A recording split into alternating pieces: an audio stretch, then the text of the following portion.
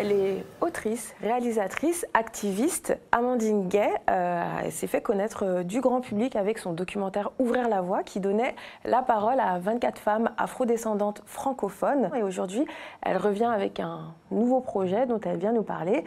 Bonjour Amandine Gay, merci d'être là. Bonjour. Alors tout d'abord, félicitations. Vous avez donc fait ce film Ouvrir la voie et après qu'il se soit frayé un beau chemin dans les salles obscures, maintenant il passe à la télé. Alors est-ce que vous pouvez déjà nous dire sur quelle chaîne il va passer et puis comment vous vivez tout cet engouement, les tournées, les prix, voilà. Bah, je suis ravie, puisque au départ c'est quand même un film pirate, c'était un film vraiment fait en modèle guérilla, donc sur fonds propres, et puis en sachant pas si on arriverait à l'amener déjà jusqu'aux salles de cinéma. Donc il est sorti il y a à peu près un an, en octobre 2017. Il a une belle vie, on a fait plus de 17 000 entrées en France, et on est sorti aussi en Suisse, en Belgique, au Canada et en Allemagne.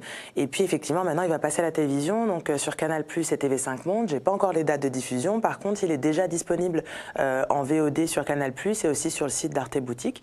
Donc voilà, si les gens veulent le voir avant le passage télévisé, c'est possible. Et pareil, pour acquérir le DVD aussi sur le site d'Arte Boutique. Mais en fait, aujourd'hui, on ne vous reçoit pas pour ce film, on vous reçoit pour votre deuxième projet, puisque vous avez initié donc, le mois des adoptés. Est-ce que vous pouvez expliquer ce que c'est que ce mois des adoptés et en quoi c'était important pour vous et pourquoi ça succède donc, à ce projet Ouvrir la voie?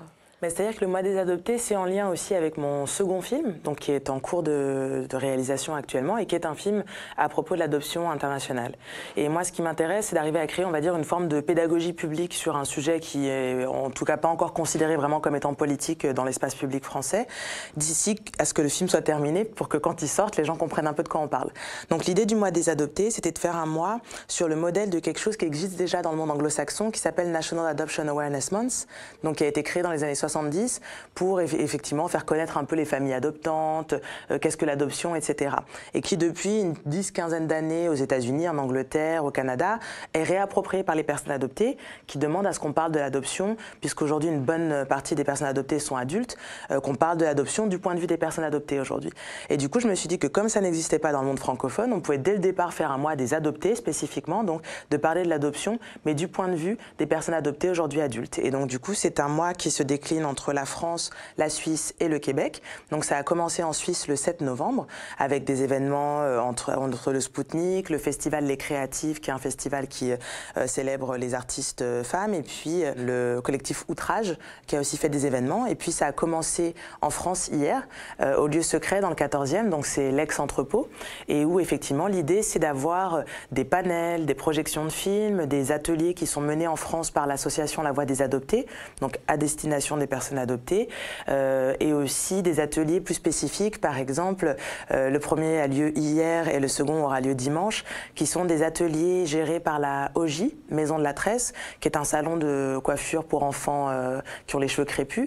Et donc l'idée, c'est d'apprendre à des familles justement où les parents sont blancs à s'occuper des cheveux de leurs enfants noirs, qui est un sujet qui effectivement a son importance dans le monde de l'adoption. Et donc ça, voilà, ça va être assez chouette aussi de revoir venir les enfants et d'avoir donc un peu pour tous les âges. C'est-à-dire qu'on a pu avoir des films comme Couleur de peau miel, donc qui est issu de la BD de Jung, qui est aussi un adopté. C'est un film d'animation qui est passé aussi donc hier et qui repassera ce samedi, toujours donc au lieu secret.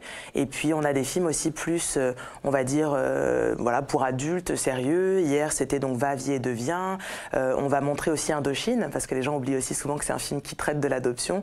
On va montrer Superman, puisque Superman est un adopté. Donc voilà, l'idée c'est un petit peu ça, de brasser des idées autour de l'adoption et de montrer en quoi ça relève d'enjeux économiques, puisqu'aujourd'hui le coût moyen d'une adoption internationale en France c'est 20 000 €, donc toutes les familles ne peuvent pas adopter, donc il y a bien des enjeux de classe dans l'adoption internationale. Ça, c'est aussi des enjeux géopolitiques, les transferts d'enfants ne se font que dans un sens, des pays du sud global vers les pays du nord. C'est assez rare qu'une famille éthiopienne adopte un petit Suédois, donc ça fait sourire quand on le dit comme ça, mais en fait il y a un enjeu, d'où vont les enfants, d'où partent-ils et vers quel type de famille vont-ils, vers quel type de pays. Et justement, en fait, aussi en quoi, mais vous l'avez déjà un petit peu expliqué, mais en quoi c'est un sujet éminemment politique? Alors, il est éminemment politique parce que justement, il y a plein d'impensés aujourd'hui. Quand on parle de l'adoption, on est souvent sur un versant, on va dire, soit sentimental, soit humanitaire, etc. Alors que, par exemple, c'est une question migratoire. Et ça, c'était la discussion d'hier, donc avec Françoise Vergès, Diane Malal Coulibaly et puis Maud Anglivielle. Donc, Diane Malal Coulibaly est un ancien mineur isolé, il est aujourd'hui majeur et étudiant. Maud Anglivielle, c'est une avocate du droit des étrangers. Et puis Françoise Vergès, c'est politologue. Et moi, je voulais qu'on fasse un panel qui permettrait de croiser ces enjeux. Qui sont les migrants bienvenus et qui sont les migrants qui ne sont pas bienvenus, en particulier pour les mineurs isolés. Parce que les personnes adoptées à l'international sont aussi des mineurs isolés et ce sont aussi des étrangers. Et ils reçoivent un visa pour être adoptés en France et donc ils peuvent rentrer ainsi. Donc les mineurs étrangers qui sont destinés à l'adoption, eux sont les mineurs bienvenus d'une certaine façon, avec en plus un agrément qui doit être obtenu par les parents adoptants, donc aussi avec une perspective de protection de ces enfants-là. Normalement, la loi française ne distingue pas dans la protection des mineurs, même s'ils sont étrangers. Mais dans les faits, le traitement des mineurs isolés étrangers, qui ne sont pas destinés à l'adoption, c'est pas du tout le même que le traitement des mineurs isolés étrangers qui sont destinés à l'adoption.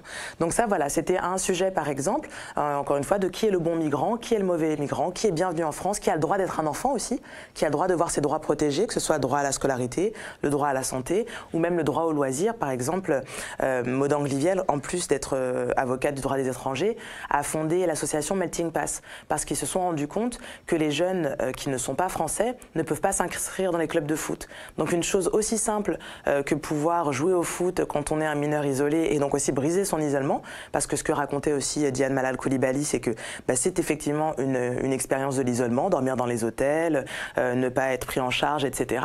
Donc quelque chose d'aussi simple que jouer au foot, par exemple, à partir du moment où on n'est pas français, c'est finalement pas si simple. Donc ça a été la raison pour laquelle Melting Pass est créé. Donc moi, c'est ça que j'aimerais, c'est qu'on arrive à créer des ponts de discussion.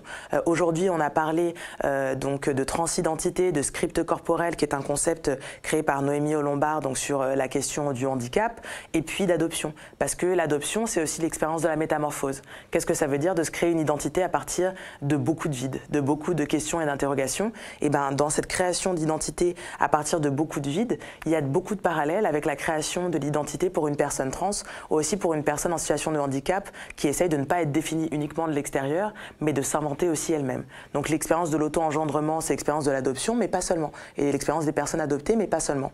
Donc voilà, c'est un petit peu l'idée de ce premier mois des adoptés, c'est de montrer que finalement, c'est beaucoup plus complexe et ça va au-delà du discours un peu commun de « sauvons les pauvres enfants des pays du Sud » ou les enfants malheureux qui n'ont pas de famille.